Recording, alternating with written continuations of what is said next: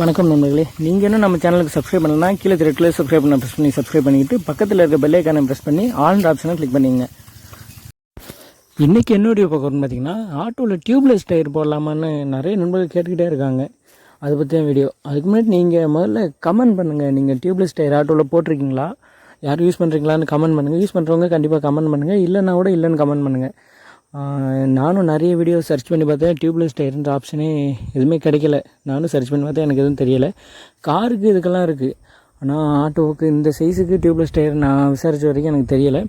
நீங்கள் நண்பர்கள் யாரும் இந்த வீடியோ பார்த்துக்கிற நண்பர்கள் யாரும் யூஸ் பண்ணிங்கன்னா ஆட்டோவுக்கு கண்டிப்பாக சொல்லுங்கள். இது பார்த்திங்கன்னா அப்பயே சிட்டி ப்ளஸ், அதாவது பெரிய விலை ஆட்டோ, இந்த மகேந்திரா ஆல்ஃபா அந்த சைஸ் உள்ள டயருக்குள்ளே சைஸ் ஆட்டோ, இந்த ஆட்டோ அதே டயர் தான் இதுக்கும் வரும். அதனால கமெண்ட் பண்ணுங்கள். எனக்கும் தெரியலை.